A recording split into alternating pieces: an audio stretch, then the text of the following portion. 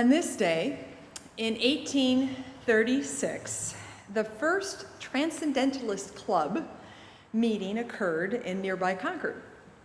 For the next 4 years, the club would meet 30 times, bringing together intellectual and spiritual leaders from throughout New England. Names you know, such as Ralph Waldo Emerson, William Ellery Channing, Margaret Fuller, Henry David Thoreau, and the Peabody sisters, Elizabeth and Sophia.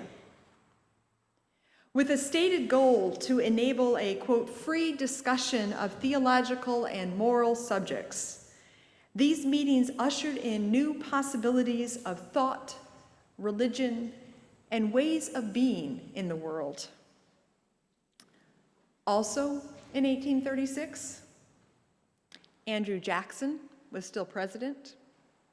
6 years earlier, Jackson had signed the Indian Removal Act, dispossessing thousands of indigenous peoples from their ancestral lands to make room for European settlers. Farther west, the Battle of the Alamo was won in a series of multinational events contesting control of land we know today as Texas. While slavery was still the law of the land, a nascent abolitionist movement was taking root, with the Boston newspaper The Liberator now 5 years old. And during those same 5 years, from 1831 to 1836, Charles Darwin was sailing on the HMS Beagle, observing wildlife and plants. Do you notice how many possibilities are crammed into those few years? We do not always know what may come to be from the moment we are now in. Imagine being told in 1836 that Nat Turner's failed rebellion 5 years before would still be remembered nearly 2 centuries later as a smoldering spark that contributed to the downfall of slavery. Imagine being told that, yes, the end of slavery was possible within the lifetime of a young adult alive then. Imagine walking into the Transcendentalist Club and describing for them the possibility that some scientists sailing around the Atlantic would upend Christianity by introducing the theory of something called evolution. Imagine telling that same club how they would transform the American religious and literary landscape, just as they indeed hoped they might. Sometimes possibilities are not merely dreams. Sometimes possibilities are seeds for what the future does become. In their discussions and publications, the Transcendentalists nurtured the seed of religious intuition. Religion need not be a cold affair of rational analysis or mindless obedience. Religion could be like a sixth sense, an intuitive capacity more profound and reliable than scriptures, ecclesiastical institutions, or tradition. This intuitive capacity could connect people to a more direct experience of the transcendent good, the transcendent truth, transcendence itself. And yet, how many days does such an experience of transcendence feel far, far away from the dishes, the bills, family conflict, work deadlines, or perhaps long, empty hours? So much of our lives reside in the realm of the measurable and quantifiable rather than the transcendent and the ineffable. Especially during these months of pandemic, we pay close attention to the metrics of infection rates, the data on breakthrough infections, as well as the economic impact of it all. Still others may be closely watching the catastrophic numbers of global warming, the numbers of acres burning out west, and just how near those fires come to the ancient giant sequoias. Measurement permeates our living and our thinking. In their book, The Art of Possibility, co-authors Rosamund Stone Zander and Benjamin Zander challenge us to move beyond the world of measurement and into the universe of possibility. In describing this universe, they write, unimpeded on a daily basis by the concern for survival, free from the generalized assumption of scarcity, a person stands in the great space of possibility in a posture of openness, with an unfettered imagination for what can be.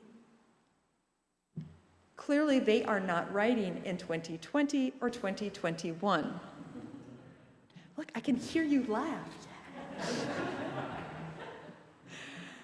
Concern for survival is readily apparent, not only because of the pandemic, but also for many in turmoil in Afghanistan, for those in the path of those massive hurricanes, and for Black, brown, Muslim, Asian Americans, afraid of when bigoted violence might be directed their way. And while the toilet paper shortages of March 2020 may have become memory, a sense of scarcity lingers. Shortages remain peppered throughout the global supply chain. The invisible threads of trade became manifested when we watched a massive cargo ship block a canal for days. Or we notice these trade networks when we cannot buy a new computer or car because computer chips are so scarce. Given all of this, how realistic does it feel to venture forth into a space of possibility and unfettered imagination? And yet, consider this possibility. What if the transcendentalists were right, and we all have an intuitive capacity to connect with the transcendent? What if who we are is more than can be measured and quantified? If we are more than the world of measurement, then how can we avoid dabbling in or drinking deeply from the waters of transcendent experience? What might we lose if we did not try? Transcendent experiences need not be woo-woo, nor do they need to entirely alter the course of our life. Transcendent experiences are possible in any or every day. As the Zanders write, there are moments in everyone's life when an experience of integration with the world transcends the business of survival. When is the last time you didn't worry about your survival? Or to put it otherwise, when is the last time you lost yourself in a meaningful moment and stopped worrying about the pandemic or climate change or divisive politics, if only for a time?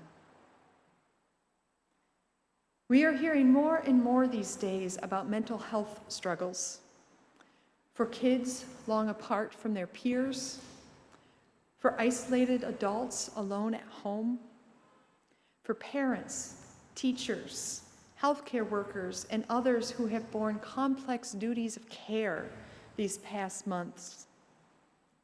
While I am not a mental health professional, I am a spiritual health professional, which is to say that I pay close attention to the expressions of spirit in people as a marker of well-being. To be clear, when I say spirit, I am not invoking an invisible breath-like entity that inhabits our corporal body. Rather, I am pointing to an inner sense we have that we are more than the sum of our daily tasks. I am noticing our longings for meaning and a sense of purpose. I am noticing that intuitive capacity for wonder found in transcendent experiences. I am staking a claim that paying attention to one's spiritual and inner life is a critical part of our well-being. So let me ask you again. When is the last time you didn't worry about your survival? When is the last time you stepped out of the realm of measurement and into the universe of possibility? When did you last find yourself entranced with the possibility of wonder? I believe wonder is a critical spiritual gift. Wonder exercises our intuitive capacity to connect with the transcendence, with a sense that we don't have everything figured out, and well, that's okay. Wonder whispers for us to not settle for the known, but rather to be open to the unexpected. To repeat the words of Reverend Gretchen Haley from our opening words, make space in your heart to be surprised. Make room in your soul for a new story to take shape. Let astonishment be possible at this life that remains a miracle. Opening ourselves to the possibility of wonder makes space in our spirits for new stories, for new life. And yet, daring to hold ourselves in a posture of openness can be scary. The stories we each carry vary from one another. And some of us are carrying a story with a lot of pain and a long narrative of loss. Others may have a lighter burden overall, but nonetheless have had an experience that wounded our faith in what is and is not possible in the world. By acknowledging how wary we can be towards opening ourselves to new possibilities, I want to affirm that such pain and challenges are real. And I wonder what possible path forward there may yet be towards rebuilding faith in a new story and experiences of wonder that could still be. If this open posture still feels scary, consider also that we do not face possibilities alone. Even while lauding the power of individual conscience and experience, the Transcendentalists met as a club. They intentionally formed a group structure to support one another in their learning, discussions, and living. From this, perhaps we can take heart that we too gather today as a group in which we can support our individual searches for meaning. Perhaps part of caring for one another might also mean supporting one another's spiritual health.